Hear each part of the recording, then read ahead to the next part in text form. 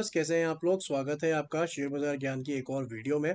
और आज की इस वीडियो में हम बात करने वाले हैं जिस शेयर के बारे में, वो है अशोक लेलैंड। 146.05 के ऊपर में शेयर ने आज क्लोजिंग दिया है, लगभग 0.2% नीचे।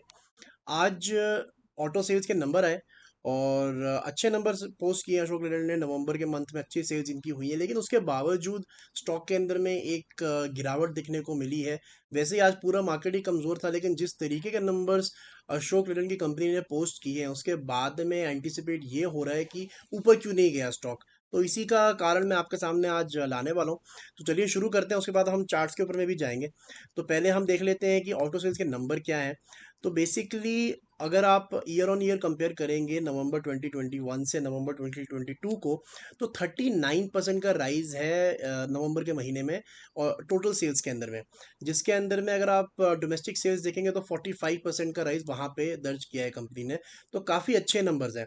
अगर बाकी कंपनी से नंबर अगर आप देखोगे, तो specially two wheeler passenger vehicle जो बाइक्स वगैरह होती है, उसके अंदर में प्रॉब्लम देखने को मिली है। बजाज ऑटो के अगर आप नंबर्स देखोगे तो 19% का ड्रॉप, और एक्सपोर्ट्स पे भी 30% का ड्रॉप, और डोमेस्टिक सेल्स में भी 4% का ड्रॉप। सो बेसिकली जब हम ऑटो सेल्स के नंबर देखते हैं तो तीन चीज़ें देखते हैं, टू व्हीलर सेक्टर और उसके बाद में पैसेंजर व्हीकल्स और कमर्शियल व्हीकल्स। तो अशोक लेलैंड का जो पोर्टफोलियो है that is mostly commercial vehicles, और इसीलिए इसको इतना फ़र्क नहीं पड़ा है विद जितना बजाज ऑटो को जितना फ़र्क पड़ा है टू व्हीलर सेगमेंट के अंदर में। तो क्या रीज़न है कि अगर इतना अच्छा 40% का जंप है लेकिन स्टॉक ऊपर नहीं गया। तो देखिए, इसके दो तीन कारण है। पहला कारण ये है कि जो पैसेंजर व्हीकल के अंदर में डिमांड ड्रॉप होने का सामने एक साइन दिखा है हमारे को, ये आगे भी कंटिन्यू होगा। और ऐसा होता नहीं है कि अगर पैसेंजर व्हीकल के अंदर डिमांड कम है और कमर्शियल व्हीकल के अंदर डिमांड ज़्यादा है तो ऐसा ही चलता रहेगा। कहीं ना कहीं उसका एक इम्पैक्ट कमर्शियल व्हीकल्स के ऊपर में भी आएगा। दूसरी चीज़, पीछे पीछे अभी जीडीपी के आंकड़े भी आए थे, और जो जीडीपी सेकंड क्वार्टर में रहा है वो थोड़ा सा स्लो हुआ है। 6.3% के ऊपर में हमारा जीडीपी का आंकड़ा है। और अनएम्प्लॉयमेंट रेट भी अगर हम देखेंगे तो 8% है, 3 मंथ के हाई के ऊपर पहुंच चुकी है। 8% का अनएम्प्लॉयमेंट रेट है। अगले हफ्ते आरबीआई की मॉनेटरी पॉलिसी भी है, और रेट हाइक होगा या नहीं होगा अभी तक तो उसका कोई पता नहीं है। अभी तो आउटकम उसका निकलेगा। लेकिन पिछले कुछ समय से आरबीआई भी अपने रेट हाइक करते आई है, तो इंटरेस्ट रेट महंगे हैं। इसकी वजह से लोन्स भी आसानी से नहीं मिलते हैं लोगों को नए गाड़ियां खरीदने के, नए व्हीकल्स खरीदने के लिए। तो इसीलिए यही माना जा रहा है कि अभी तक जो एक ग्रोथ दिखाई है ऑटो सेक्टर ने ऑल इन ऑल, वो आगे जाके शायद वैसी ग्रोथ ना दिखाए। और बजट तक का वेट होगा, बजट के अंदर में क्या कुछ नए इंसेंटिव्स मिलते हैं इस पूरे सेक्टर को या नहीं मिलते हैं। क्योंकि ग्लोबल स्लो डाउन होगा तो उसका कहीं ना कहीं इम्पैक्ट इंटरेस्ट रेट्स पे पड़ता है, और इंटरेस्ट रेट का डायरेक्ट इम्पैक्ट घरों पे और ऑटोस पे पड़ता है, जहाँ पे लोग सबसे ज़्यादा लोन्स के लिए अप्लाई करते हैं।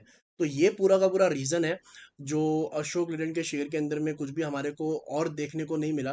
बिकॉज मार्केट जो है इनिशियल नंबर्स पे नहीं हमेशा रिएक्ट करती, आगे के फ्यूचर नंबर्स पे रिएक्ट करती है। अभी के सेल्स अच्छे हैं, दैट इज गुड, लेकिन वो ऑलरेडी फैक्टर्ड इन है मार्केट के प्राइसेस के अंदर में। आगे क्या होगा दैट इज इंपॉर्टेंट। तो आगे कोई ऐसी बढ़त देखने को नहीं दिखती है कि बहुत ज़्यादा शेयर यहाँ से भागेगा, और यही रीज़न है कि यहाँ से एक थोड़ी बहुत गिरावट हमारे को देखने को मिली है। अब बात करते हैं अशोक लेलैंड के चार्ट्स के बारे में। चार्ट्स के बारे में बात करने से पहले दोस्तों, आई वुड रिक्वेस्ट कि अगर आपने मेरे चैनल को सब्सक्राइब नहीं किया तो आप प्लीज़ मेरे चैनल को सब्सक्राइब कर लीजिए, ताकि रोज़ आने वाली वीडियोस आपको लगातार मिलती रहे। तो बेसिकली तीन तरीके के ट्रेंड्स होते हैं हमेशा हर चार्ट के अंदर में, अप ट्रेंड, डाउन ट्रेंड या नथिंग, कंसोलिडेशन। तो आई वुड से कि इस टाइम पे अशोक लेलैंड का शेयर कहीं जाने में इंटरेस्टेड नहीं है, ना ऊपर ना नीचे। There is no trend in the stock chart. Because अगर आप देखोगे तो ये वाली जो ब्लैक लाइन है, this is the 200 daily moving average. ये आपको थोड़ा सा लंबे समय का ट्रेंड बताती है। और ये जो रेड वाली लाइन है, this is the 20 moving average. दोनों ही एवरेजेस का अगर आप डायरेक्शन देखोगे ना, तो दोनों के दोनों एब्सोल्युटली फ्लैट है। ना ऊपर की तरफ डायरेक्शन है, हल्का सा 20 मूविंग एवरेज हल्का सा नीचे की तरफ शेप जरूर कर रहा है। So I would say flat and consolidate कर रहा है विद अ नेगेटिव बायस। ऊपर जाने के तो मूड में बिल्कुल भी नहीं है, नीचे जरूर आ सकता है, लेकिन बहुत ज़्यादा नीचे आएगा, शार्प एकदम से फॉल आएगा, ऐसा भी नहीं लगता है। So I would say there is no real trend in Ashok Leyland right now. कोई ऐसी स्टीम नहीं है, कोई ऐसी एक्साइटमेंट नहीं है इस टाइम सेक्टर को लेके। तो ट्रेडिंग व्यू तो नहीं बनता है कोई खास। और अगर इन्वेस्टमेंट कर रखी है तो इन्वेस्टमेंट के लिए तो आप रख सकते हो, there is not a real problem. तो ऑटो सेल्स के बाद में क्यों नहीं बढ़ा, that was the main purpose of the video. लेकिन अभी फिलहाल ना कहीं स्विंग ट्रेडिंग का मौका बनता है और ना ही कहीं बाइंग का मौका बनता है। अगर आपने लिया हुआ है लंबे समय के लिए, 2 साल 4 साल 5 साल के लिए, आराम से बैठिए, there is nothing wrong in the stock. आराम से बैठेंगे तो आपको अच्छा वेल्थ कमा के भी देगा। अभी फिलहाल के लिए जो इमीडिएट सपोर्ट लेवल जिसके बन के आते हैं वो लगभग 140 रुपये के हैं, और इमीडिएट रेजिस्टेंस जो है वो 155 रुपये की है। तो बिल्कुल बीच में 146 पे स्टॉक घूम रहा है।